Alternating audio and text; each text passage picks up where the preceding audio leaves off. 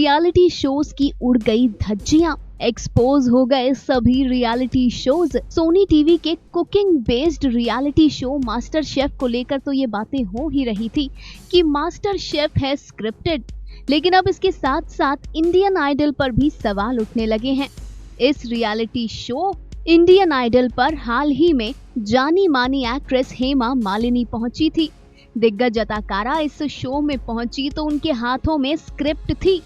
बकायदा ये भी लिखा हुआ था कि हेमा मालिनी से क्या सवाल पूछा जाएगा और एक्ट्रेस उसका क्या जवाब देंगी।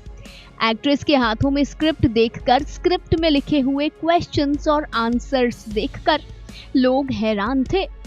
इस तस्वीर के सामने आने के बाद रियलिटी शोज का सच भी सामने आ गया रियलिटी शो के रियलिटी ना होने की बात। जरा गौर से देखिए इस तस्वीर को। तस्वीर में हेमा मालिनी के हाथ में जो स्क्रिप्ट है उसमें ना केवल एक्ट्रेस के जवाब बल्कि कंटेस्टेंट्स के सवाल भी लिखे हैं। पहला सवाल मथुरा की होली पर लिखा गया है।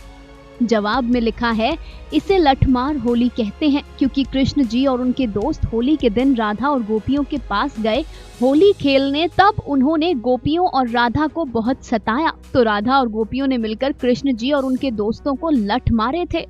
जी हाँ, एक बात स्पेसिफिकली लिखी गई है, यानी सब कुछ स्क्रिप्टेड होता है। Well, this is so unfortunate. किस तरीके से रियलिटी के नाम पर जनता को पागल बनाया जाता है, रियलिटी के नाम पर पब्लिक के जज्बातों से खेला जाता है। सच तो ये है कि इन रियलिटी शोज में, चाहे वो इंडियन आइडल हो या मास्टर शेफ, सब कुछ होता है पहले से ही pre planned. Final cut, news desk.